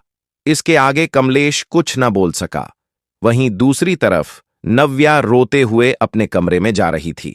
उसे यूं देखकर धीरेंद्र बोला, क्या बात है, तू ऐसे रो क्यों रही है? अब इससे पहले कि नव्या कुछ कहती, वह यक्षिणी धीरेंद्र से बोली, उस लड़के से बात कर रही थी, लेकिन उसने इसे साफ साफ मना कर दिया। बस इसी बात का दुख है इसे। यह सुनकर धीरेंद्र को काफी ज्यादा गुस्सा आया, क्योंकि वह कमलेश से काफी ज्यादा नफरत करता था और उसकी बहन कमलेश को पसंद करती थी। इसलिए उसने नव्या को एक जोरदार थप्पड़ मारा और कहा, खबरदार, जो आज के बाद तूने उसके बारे में कुछ ऐसा कुछ सोचा भी तो मुझसे बुरा कोई नहीं होगा। यह सुनकर नव्या रोते रोते वहां से चली गई। वहीं दूसरी तरफ रात के खाने के समय धीरेंद्र कमलेश के लिए एक प्लेट में खाना लगाकर ले जा रहा था। इसी दौरान नव्या ने देखा कि धीरेंद्र कमलेश के खाने में कुछ मिल रहा था। यह देखकर उसने कहा, भैया, आप यह क्या कर रहे हो? धीरेंद्र बोला, सुन ना, तूने कुछ देखा ना सुना, समझी? अगर तूने यह बात किसी को बताई तो मैं पापा से बोलकर तेरी शादी करवा दूंगा। फिर बनती रहना कलेक्टर। बोलकर धीरेंद्र प्लेट लेकर कमलेश के कमरे में चला गया। वहीं दूसरी तरफ नव्या यह देखकर काफी ज्यादा घबरा गई। भले ही कमलेश के मन में उसके लिए कुछ नहीं था, लेकिन वह कमलेश से प्यार करती थी और वह नहीं चाहती थी कि उसका भाई कमलेश को कोई नुकसान पहुंचाए। इसलिए उसने इस बारे में अपने मम्मी पापा को बताया। ये सब सुनकर उसकी मां ने उससे पूछा कि आखिर धीरेंद्र ही तो उसे यहां लेकर आया है, तो वह उसे नुकसान क्यों पहुंचाएगा? तब नव्या बोली, मैं उन्हें पसंद करने लगी हूं, शायद इसीलिए ही वह उन्हें रास्ते से हटा रहे हैं। लेकिन मैं सच कहती हूं, मैं उनके बारे में ख्याल अपने मन से निकाल दूंगी। लेकिन आप प्लीज उन्हें कुछ मत कीजिए, क्योंकि इन सब में उनकी तो कोई गलती नहीं है। ये सब सुनकर उसके मम्मी पापा को उस पर काफी ज्यादा गुस्सा आया कि आखिर उनकी बेटी के मन में यह सब क्या चल रहा है। उन्होंने उसे काफी डांटा, लेकिन फिर नव्या ने उन्हें किसी तरह से कमलेश को वह खाना खाने से रोकने के लिए कहा। यह सुनकर धीरेंद्र के घर वाले कमलेश के कमरे में गए। वहां जाकर इससे पहले कि वे लोग उसे रोकने की कोशिश करते, उनकी नजर खाने की प्लेट पर गई और उन्होंने देखा कि कमलेश वह सारा खाना चट कर चुका था। इतने सारे लोगों को देखकर कमलेश को कुछ अजीब लगा। वहीं दूसरी तरफ धीरेंद्र के पिता ने धीरेंद्र को अपने पास बुलाया और बाहर ले जाकर उससे कहा कि तूने जो कर दिया सो कर दिया, लेकिन अब इस लड़के को घर से बाहर करके आ। किसी को पता नहीं चलना चाहिए कि तूने इसे इस घर में कुछ खिलाया था। वहीं दूसरी तरफ नव्या उन सबसे रो रो के बोलने लगी कि जो हो गया सो हो गया, वह दोबारा से ऐसा नहीं कुछ नहीं करेगी, लेकिन उन्हें डॉक्टर के पास ले जाओ ताकि वह समय रहते बच जाए। तब उसके पिता बोले, अगर इस लड़के को डॉक्टर के पास लेकर गए तो सबको पता चल जाएगा कि इसको यहां कुछ खिलाया गया था और फिर हम सभी जेल जाएंगे। इसीलिए इसको बाहर ही करो ताकि हम लोग किसी मुसीबत में ना फंसे। ये यहां आया नहीं, ये बात समझ लो। नयनी, जिसने कि यह बातें सुन ली थीं, ये सब सुनकर काफी ज्यादा हैरान रह गई थी। वो कमलेश की ओर जाने लगी, लेकिन ठीक इसी दौरान यक्षिणी उसके ठीक सामने आ गई और वह बोली, मुझे पता है कि मैं तुमसे जीत नहीं सकती, लेकिन मैं तुम्हें फिर भी आगे बढ़ने नहीं दे सकती। यह सब सुनकर नयनी को काफी ज्यादा गुस्सा आया और उसने यक्षिणी के ऊपर वार करना शुरू कर दिया। वहीं दूसरी तरफ इन सब की वजह से कमलेश को अजीब सी बेचैनी होने लगी थी। उसका पूरा शरीर पसीने में भीग चुका था। उसे समझ नहीं आ रहा था कि यह आखिर उसके साथ क्या हो रहा है। वह किसी तरह से रेंगते हुए कमरे से बाहर की तरफ आने लगा, लेकिन दरवाजे के पास आते ही वह बेहोश हो गया। नव्या अपने घर वालों से बार बार गुहार लगाती रही, लेकिन वह लोग तो उसकी सुनने को तैयार ही ना थे। इसी दौरान धीरेंद्र ने फोन पर किसी को मैसेज किया और फिर थोड़ी ही देर में नवीन, विपुल और शीतल वहां आ गए। धीरेंद्र ने उन्हें कहा, अब तक काम हो गया होगा और अब इससे पहले कि हम सब लोग फंसे, इस कमलेश को यहां से कहीं बाहर फेंकाओ। इसके बाद उन चारों ने मिलकर कमलेश को उठाया और फिर उसे वहां से लेकर गए। उनके जाने के धीरेंद्र वापस आया और सबको एक लाल धागा बांध कर कहा, यह लड़का कमलेश काला जादू करता था, इस वजह से यह धागा बांध कर रखना, नहीं तो उसके प्रेत हमें नुकसान पहुंचा सकते हैं। इसके आगे उन लोगों ने कुछ ना बोलते हुए चुपचाप वह धागा बांध लिया। वहीं दूसरी तरफ वह यक्षिणी शक्तिशाली तो थी, लेकिन ज्यादा समय तक नयनी का मुकाबला नहीं कर पाई और आखिरकार नयनी ने उसे उसकी दुनिया में भेज दिया। यक्षिणी से निपटकर जब नयनी कमलेश के पास वापस आई तो पाया कि कमलेश वहां नहीं था। यह सब देखकर नयनी काफी ज्यादा घबरा गई और वह गुस्से में धीरेंद्र के पास आई। लेकिन यहां धीरेंद्र ने जो धागा बांधा था उसकी वजह से नयनी उसे छू तक नहीं पा रही थी। नयनी ने कमलेश की जैविक ऊर्जा को भांपने की भी बहुत कोशिश की, लेकिन कुछ फायदा नहीं हुआ। वहीं इन सब से नव्या काफी दुखी थी, क्योंकि वह कमलेश को पसंद करती थी और बिना किसी बात के कमलेश को ऐसी सजा मिली। नव्या ने अपने परिवार वालों से इस बारे में दोबारा बात की, लेकिन उन लोगों ने अब नव्या को मारना पीटना भी शुरू कर दिया था। नयनी ने कमलेश को ढूंढने की बहुत कोशिश की, लेकिन वह उसे नहीं मिला। थक हारकर वह धीरेंद्र के घर आ गई, क्योंकि उसे पता था कि सिर्फ वही कमलेश के बारे में जानता है, और अब वह इस मौके के इंतजार में थी कब उसके हाथ से वह धागा निकले। इन्हीं सबके दौरान एक रात जब नव्या रसोई में पानी लेने गई, तब उसने धीरेंद्र को किसी से फोन पर बात करते हुए सुना। अरे पड़ा रहने दे, उसे वहीं उसके हाथ में जो धागा बांधा है उसकी वजह से वह अप्सरा उसे कभी खोज भी नहीं पाएगी, और कुछ ही समय में यह कमलेश भी ब्रेन डेड होकर मर जाएगा। यह सुनकर नव्या काफी ज्यादा घबरा गई, और लेकिन उसके मन में यह उम्मीद भी थी कि शायद कमलेश बच जाए। यही सब सोचते हुए नव्या की नजर अपनी कलाई पर पड़ी, तो उसे याद आया कि धीरेंद्र ने उस दिन यह धागा उसे बांधा था, तो शायद यह उस अप्सरा को दूर रखने के लिए है। यही सब सोचकर नव्या अपने कमरे में आई और बोली, अप्सरा जी, आप सच में यहां हो तो प्लीज कमलेश को बचाने में मेरी मदद करो। बोलकर नव्या ने वह धागा उतार दिया। इसके अगले ही पल ने उससे बोली, बहुत बहुत शुक्रिया नव्या, मुझे पता है कि तुम्हारे इरादे गलत नहीं है, इसलिए तुम मेरी मदद कर रही हो। नव्या बोली, जी आप कुछ भी करके उन्हें बचा लीजिए, वह अच्छे और नेक इंसान हैं। नयनी बोली, बचा तो मैं लूं, लेकिन मैं उसकी ऊर्जा को भांप नहीं पा रही। कमलेश कहाँ है यह सिर्फ तुम्हारा भाई बता सकता है, तो क्या तुम इसमें मेरी मदद कर सकती हो? यह सुनकर नव्या कुछ सोचते हुए बोली, हैं भैया से उन्हें बिना पता चले उगलवाना पड़ेगा, ताकि हम उनका पता लगने के बाद उन तक पहुंचकर उन्हें ठीक कर पाएं।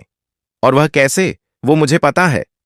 धीरेंद्र को कभी कभार पीने का शौक था और नव्या यह बात बहुत अच्छे से जानती थी, इसलिए अगले दिन उसने धीरेंद्र के पीने का इंतजार किया। लेकिन यहां धीरेंद्र ने शराब को हाथ तक नहीं लगाई। पूरा दिन ऐसे ही निकल गया और अब नव्या ने एक दूसरा तरीका खोजा। अगले दिन जाकर उसने नशे की दवाई खरीदी और रात के खाने में वह दवा मिला दी।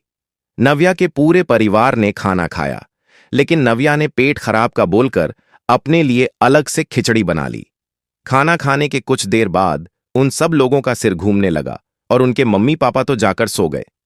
यहीं इसी दौरान धीरेंद्र भी अपने कमरे में आकर लेट गया।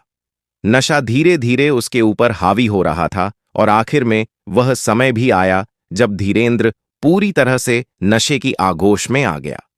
इसी दौरान नव्या कमरे में आई और धीरेंद्र के हाथ में बंधा वो धागा उतार कर फेंक दिया। फिर वह नयनी से बोली, अब हम इनसे सब पूछ सकते हैं। रुको, मैं कमलेश जी के बारे में इनसे पूछती हूं। भैया, कमलेश जी कहाँ हैं? लेकिन धीरेंद्र ने उसकी बात का कोई जवाब नहीं दिया। वह बस एक तक छत को ही घूर रहा था। यह देखकर नैनी गुस्से में बोली, ये ऐसे नहीं बताएगा, और बोलकर वह धीरेंद्र को उठाकर मारने लगी। लेकिन धीरेंद्र के ऊपर इसका असर ही नहीं पड़ा। तब नव्या बोली, आप शांति रखिए, मैं दोबारा पूछती हूं। बोलकर उसने दोबारा से पूछा। इस बार धीरेंद्र ने लड़खड़ाती जुबान से कुछ बोला। नव्या ऐसे ही पूछती रही और फिर आखिरकार धीरेंद्र ने उसे सब कुछ बात ही दिया। उसने बताया कि उन लोगों ने कमलेश को कहीं सुनसान जगह पर फेंक दिया था। कुछ लोगों ने उसे अस्पताल पहुंचा दिया था। वह अभी सरकारी अस्पताल में है, लेकिन बेहोश है।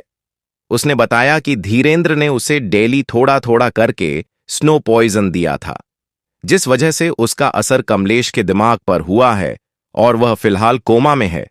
यह सब सुनकर नव्या और नयनी काफी ज्यादा घबरा गए। उन दोनों ने धीरेंद्र से उस अस्पताल का नाम लिया और फिर उसी समय नव्या और नयनी कमलेश के पास जाने के लिए निकल पड़े। उस अस्पताल में आकर पूछताछ करने पर नव्या को आखिरकार कमलेश का पता चल गया। नव्या और नयनी जब कमलेश के पास पहुंचे तो उन्होंने पाया कि कमलेश बिस्तर पर लेटा हुआ था। नव्या दौड़कर उसके पास आई और उसके हाथ में बंधा वह धागा खोल दिया। इसी के साथ ही नैनी ने कमलेश के पास जाकर उसे उठाने की कोशिश की, लेकिन कमलेश उठ ही नहीं रहा था। यह देखकर नैनी ने अपने दोनों हाथ उसके गालों पर रखे और आंखें बंद कर ली। कुछ देर बाद नैनी ने जब आंखें खोली तो उसके चेहरे पर निराशा के भाव थे। यह देखकर नव्या बोली, क्या बात है, आप इतनी परेशान क्यों लग रही हो? कमलेश जी उठे क्यों नहीं? नैनी बोली, अब बात मेरे हाथों से निकल चुकी है। नव्या, कमलेश का दिमाग उसका साथ नहीं दे रहा है।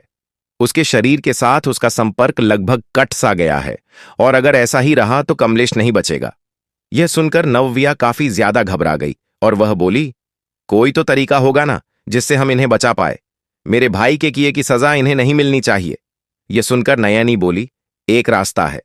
मुझे कमलेश के दिमाग के अंदर जाना होगा और वहां पर क्षतिग्रस्त हो गए दिमाग के उन हिस्सों को ठीक करना होगा, लेकिन इन सब में समय लगेगा और उसके बाद भी हम कह नहीं सकते कि हमें इसमें कामयाबी मिलेगी या नहीं। यह सुनकर नव्या हैरानी से बोली, लेकिन क्यों? आपके पास तो बहुत सारी शक्ति है, तो आप उनसे जो चाहे वह कर सकती हैं। नयनी बोली, कोई भी शक्ति किसी भी इंसान पर तभी ऐसे हावी हो सकती है जब उसका दिमाग कमजोर हो। लेकिन यहां कमलेश के साथ ऐसा नहीं है। कमलेश की इच्छा शक्ति काफी ज्यादा मजबूत है और उसकी इच्छा शक्ति के आगे मैं बिना उसकी मर्जी के उसके ऊपर काबू इतनी आसानी से नहीं कर सकती, लेकिन मैं सिर्फ कोशिश ही कर सकती हूं। नव्या बोली, आप कोशिश करिए, हो सकता है कि हमें इसमें सफलता मिल जाए। नयनी बोली, ठीक है, लेकिन तुम्हें इस बात का ध्यान भी रखना होगा कि थोड़े ही समय में तुम्हारे भाई को भी दोबारा से होश आ जाएगा और जब वह तुम्हें घर पर नहीं पाएगा तो दौड़कर यहीं आएगा, तो उस समय मैं तुम्हारी कोई मदद नहीं कर पाऊंगी। लेकिन हां, वह जरूर कमलेश को भी नुकसान पहुंचाने की कोशिश करेगा और मैं उस समय भी कुछ नहीं कर पाऊंगी।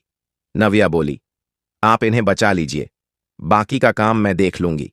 अगर मुझे उनकी जान बचाने के लिए अपने भाई और अपने परिवार के खिलाफ भी जाना पड़ा तो मैं वह भी करने को तैयार हूं। नव्या का आश्वासन पाकर नयनी ने कमलेश की ओर देखा और फिर कहा, मैं आ रही हूं कमलेश। इसके बाद नयनी ने कमलेश के हाथ पकड़े और फिर अपनी आंखें बंद कर ली। कुछ ही देर में नैनी ने जब अपनी आंखें खोलीं तो वह एक पत्थर के टीले के ऊपर मौजूद थी। उस पत्थर के टीले के चारों ओर आग का लावा बह रहा था। यह सब देखकर नयनी मन ही मन बुदबुदाई, जैसा कि मुझे डर था वही हो रहा है। कमलेश ने अपने तक पहुंचने के सारे रास्ते बहुत ही मुश्किल भरे कर रखे हैं। मेरा उस तक पहुंचना काफी मुश्किल हो जाएगा, लेकिन मुझे यह करना ही होगा। नव्या वहां अपना काम कर रही है, अब यहां से आगे का रास्ता मुझे खुद ही तय करना होगा। नैनी जैसे ही उस आग के पास पहुंचती वो आग और बढ़ जाती। उस आग की तपन नैनी को झुलसाने लगी थी, लेकिन अप्सरा होने के कारण उसे ज्यादा फर्क नहीं पड़ रहा था। नैनी ने बार बार उस आग को पार करने की कोशिश की, लेकिन हर बार उसे नाकाम राबी ही हाथ लगी। इन सब से नैनी काफी ज्यादा परेशान हो गई। उसने अपनी शक्तियों को इस्तेमाल करने की कोशिश की, लेकिन कमलेश का दिमाग होने के कारण यहां पर सारी चीज कमलेश के दिमाग के हिसाब से चल रही थी, जिसके कारण नयनी की शक्तियां सीमित हो चुकी थी। हताश होकर नयनी बैठ गई। उसे समझ नहीं आ रहा था कि क्या करे, लेकिन तभी उसके दिमाग में कमलेश की आवाज गूंजी। उसे याद आने लगा था कि कमलेश ने उसे बोला था कि अगर उसे कभी कुछ हो जाता है तो वह उसे बचा लेगी और आज ने की परीक्षा की घड़ी थी। कमलेश ने आज तक उससे कुछ भी नहीं मांगा था और आज उसे उसकी सच में जरूरत है। नयनी अपनी जगह से उठी। उसने उस आग के दरिया को देखा और फिर बोली, मुझे तुम तक पहुंचने से कोई भी नहीं रोक सकता। अब भले ही मुझे इस आग के दरिया के अंदर ही जाना पड़े, लेकिन मैं तुम तक पहुंचकर ही रहूंगी। इसके बाद नयनी ने बिना ज्यादा सोचे उस आग के दरिया की ओर कदम बढ़ा दिया। वह आग नयनी के शरीर से जब लगी तो नयनी को काफी ज्यादा तकलीफ हो रही थी, लेकिन नयनी ने हार नहीं मानी। वह इतना कष्ट झेलने के बावजूद उस दरिया में निरंतर आगे बढ़ती रही और फिर आखिरकार उसने वह आग का दरिया पार कर ही दिया। आग का दरिया पार करने के बाद नयनी ने राहत की सांस ली। उसके शरीर में काफी जलन हो रही थी, लेकिन कुछ ही देर में वह शांत पड़ गई। अब नयनी नंगे पांव आगे की तरफ बढ़ चली थी। वह एक रेगिस्तान था। उस रेगिस्तान में चारों ओर सिर्फ रेत ही रेत नजर आ रही थी। नैनी ने चारों तरफ जब नजरें घुमाई तो उसे सिर्फ रेत के अलावा कुछ नजर नहीं आ रहा था। यह देखकर नयनी बोली, इस कमलेश के दिमाग में भी न जाने क्या क्या चलता रहता है। अब तो लगता है कि वह आग का दरिया ज्यादा आसान था पार करने के लिए। मुझे तो यह समझ ही नहीं आ रहा कि यहां से अब आगे कैसे जाऊं। कौन सी दिशा में मुझे जाना है वह मुझे समझ ही नहीं आ रहा। बोलते हुए नयनी आगे बढ़ने लगी। नैनी काफी देर तक यूं ही आगे बढ़ती रही, लेकिन उसे कोई भी अंत नजर नहीं आया। अगर हम यूं कहें कि नैनी उस रेगिस्तान में गुम हो गई थी, ये गलत नहीं होगा। नैनी इन सबसे काफी ज्यादा परेशान हो गई। उसे आगे का रास्ता समझ नहीं आ रहा था कि इसी दौरान उसे नव्या की आवाज आई। मुझे नहीं पता कि अंदर क्या चल रहा है, लेकिन प्लीज आप कमलेश जी को बचा लीजिए। एक आप ही है जो उन्हें बचा सकती हैं, वरना तो डॉक्टरों ने भी हाथ खड़े कर दिए हैं। यह सब सुनकर नैनी ने अपने आप से कहा, हार मानने का समय नहीं है, कुछ ना कुछ तो करना ही होगा। अब समय है अपनी इंद्रियों को सक्रिय करने का। बोलकर नयनी वहीं पालथी मारकर बैठ गई और फिर साधना में लीन हो गई। लगभग आधे 1 घंटे बाद नयनी ने अपनी आंखें खोलीं और फिर वह एक दिशा में आगे बढ़ने लगी। 1 डेढ़ घंटे चलने के बाद वह आखिरकार उस रेगिस्तान से बाहर निकल आई। यह देखकर नयनी काफी ज्यादा खुश हुई, लेकिन उसकी मुश्किलें अभी खत्म नहीं हुई थीं, क्योंकि उसके ठीक सामने ही एक घना जंगल था। उस घने जंगल के अंदर अब नैनी को जाना था। जंगल में अंदर जाते जाते नैनी बोली, ये पता नहीं कितने समय तक ऐसे ही चलता रहेगा और ना जाने कितने ही मुकाम ऐसे मुझे और पार करने पड़ेंगे। सच है, किसी मजबूत इच्छा शक्ति वाले इंसान के ऊपर काबू करना इतना आसान नहीं है। अगर आज कमलेश इसके दोस्तों की तरह थोड़ा कम इच्छा शक्ति वाला इंसान होता तो मैं उसके ऊपर आराम से काबू कर देती। मुझे इतनी कठिनाइयों का सामना नहीं करना पड़ता। बोलते बोलते नैनी जंगल के उस हिस्से में आ गई जहां पर एक भूल भुलैया बनी हुई थी। ये देखकर नैनी ने अपना माथा पीट लिया और बोली, अब इस भूल भुलैया को भी पार करना पड़ेगा। बोलकर नैनी उस भूल भुलैया के अंदर जाने लगी। अंदर आकर ने सोचा कि वह अपनी शक्तियों से ऊपर की ओर जाएगी और फिर वहां से जाने का रास्ता पता कर लेंगी। लेकिन यहां जो उसने सोचा था वैसा कुछ भी नहीं हुआ। नैनी के अंदर जाते ही उस भूल भुलैया की दीवार लंबी होती चली गई और देखते ही देखते वह इतनी ऊंची हो गई कि नैनी उसे देख तक नहीं पा रही थी। यह देखकर नैनी बड़बड़ाई, मैंने यह सोच भी कैसे लिया कि यहां पर कुछ भी सामान्य होगा। ये कमलेश का दिमाग है और यहां से पार पाना इतना आसान नहीं होगा। अब मुझे यहां से अपनी शक्तियों से नहीं बल्कि अपने दिमाग से आगे बढ़ना होगा। बोलकर नयनी उस भूल भुलैया में आगे बढ़ने लगी। काफी देर तक भटकने के बाद भी जब नयनी वहां से बाहर नहीं निकल पाई तब वह काफी दुखी हुई। ठीक इसी दौरान उसे कुछ याद आया। नयनी को याद आता है कि कुछ समय पहले जब कमलेश उसे एक दूसरे देश में घुमाने लेकर गया था, उस जगह को देखकर नयनी हैरानी से बोली, यह कौन सी जगह है? यहां पर सब लोगों की भाषा कुछ अलग है। कमलेश बोला, यह इंग्लैंड है नैनी, और आज मैं तुम्हें लेकर एक ऐसी खतरनाक जगह पर ले जाऊंगा कि तुम बहुत खुश हो जाओगी। लेकिन तुम्हें थोड़ा डर भी लगेगा, लेकिन तुम डरना मत, मैं हूं ना तुम्हारे साथ। इसके बाद कमलेश नैनी को लेकर इंग्लैंड के लॉन्ग लीड भूल भुलैया में गया। वहां आकर ने बोली, हम यहां आ तो गए हैं, लेकिन हम यहां से बाहर कैसे निकलेंगे, क्योंकि यहां तो सारे रास्ते एक जैसे हैं। एक काम करते हैं, क्यों ना मैं अपनी शक्तियों का इस्तेमाल करूं? कमलेश बोला, अगर तुम शक्तियों का इस्तेमाल करोगी तो फिर हम यहां का मजा कैसे लेंगे?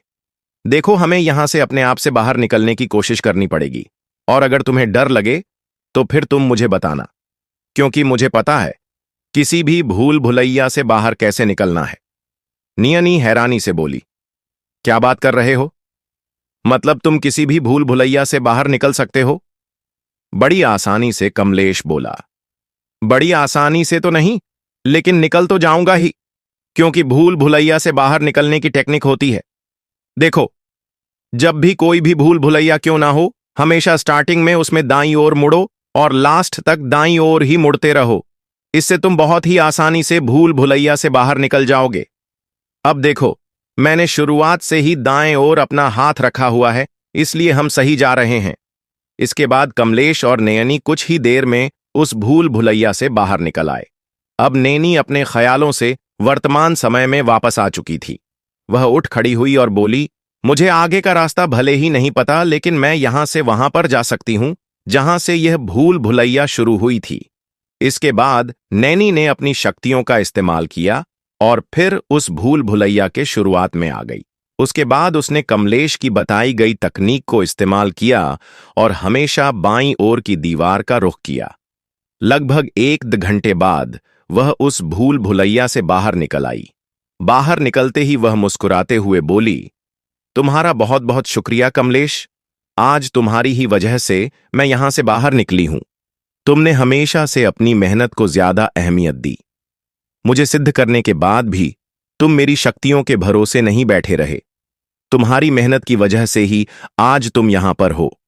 भले ही दुनिया कुछ भी कहे, लेकिन तुम मेरी वजह से नहीं, बल्कि खुद की वजह से यहां पर। यह तुम्हारा दिमाग है। तुम मुझे सुन सकते हो, तुम मुझे समझ सकते हो। कमलेश, मुझे नहीं पता आगे मेरे सामने कितनी मुश्किलें और आएंगी, लेकिन मैं तुम तक पहुंचकर ही रहूंगी। इसके बाद नयनी आगे बढ़ गई। नयनी उस भूल भुलैया से निकलकर वापस जंगल में आ गई थी और अब वह जंगल में आगे की ओर बढ़ने लगी। कुछ आगे चलकर वह जंगल भी खत्म हो गया और अब नयनी एक समतल मैदान में थी। वहीं दूसरी तरफ अब तक सुबह हो चुकी थी और नव्या को घर में ना पाकर घर में हाहाकार मच गया था। धीरेंद्र का सिर काफी दर्द कर रहा था और यही हाल उसके माता पिता का भी था। अब धीरेंद्र को यह पता चल गया था कि यह सब सिर्फ इत्तेफाक नहीं हो सकता। जरूर इन सब में नव्या का कोई हाथ है। फिर इसी दौरान उसकी नजर अपने कलाई पर पड़ी और उसने देखा कि उसकी कलाई पर मौजूद वह धागा अब वहां नहीं है। ये सब देखकर उसे अपनी बहन पर काफी गुस्सा आया और उसने अपने घर वालों से कहा कि नव्या कहीं और नहीं बल्कि इस लड़के के पास गई होगी। उसके घर वालों ने उससे पूछा कि उसे उसका पता कहां से चलेगा। तुम तो उसे कहीं छोड़ आए थे ना। तब धीरेंद्र ने उन्हें सारी बात बताई और बताई कि कमलेश को अस्पताल में भर्ती कर दिया गया है। वह बचेगा तो नहीं, लेकिन नव्या हो ना हो उसी के पास गई होगी और अगर उसने पुलिस में कंप्लेंट कर दी तो हम सभी के सभी फंसेंगे। इसीलिए समय रहते उसको लेकर आना पड़ेगा। इस पर उसके घर वाले मान गए और फिर धीरेंद्र ने विपुल, नवीन और शीतल को फोन करके सारी बात बताई। वह चारों फौरन उस अस्पताल में गए जहां पर कमलेश को भर्ती किया गया था और वहां जाकर उन्होंने देखा कि कमलेश बिस्तर पर सो रहा है और नव्या उसके पास बैठी हुई थी। धीरेंद्र को काफी गुस्सा आया और उसने नव्या को वहीं पर मारना शुरू कर दिया। मारपीट होता देखकर अस्पताल का स्टाफ वहां आया और उनको छुड़वाने की कोशिश की। इन सब से शीतल काफी ज्यादा घबरा गई और उसने धीरेंद्र को बोला, देखो अपनी बहन को तुम पीट लेना, लेकिन यहां पर बात का बतंगड़ मत बनाओ। हमें अभी के अभी इसे लेकर यहां से निकलना पड़ेगा। नव्या को समझ आ चुका था कि अगर यह इन्हें लेकर गए तो फिर वह कमलेश को नहीं बचा पाएगी और इस समय ने भी उसकी मदद नहीं कर सकती। इसलिए उसने एक बहुत बड़ा कदम उठाया। उसे पता था कि उसके फैसले से उसके घर वाले उसके खिलाफ हो सकते हैं और यहां तक कि उसे घर से भी निकाल सकते हैं, लेकिन यहां उसने इस बारे में ना सोचते हुए कमलेश के बारे में सोचा। उसने शोर मचा मचाकर सभी लोगों को बता दिया कि धीरेंद्र ने और इन लोगों ने मिलकर कमलेश को जहर दिया था, जिस वजह से यह उसकी हालत हो गई है और अब वह लोग उसे मार डालेंगे। यह सब सुनकर सारे लोग काफी ज्यादा घबरा गए। वहीं धीरेंद्र गुस्से में नव्या को घूरने लगा। वह उस पर दोबारा हाथ उठाने ही वाला था कि तभी अस्पताल के लोगों ने उन सभी को पकड़ लिया और फिर पुलिस को बुला लिया। कुछ देर में पुलिस वहां आई और उन चारों को पकड़कर ले गई।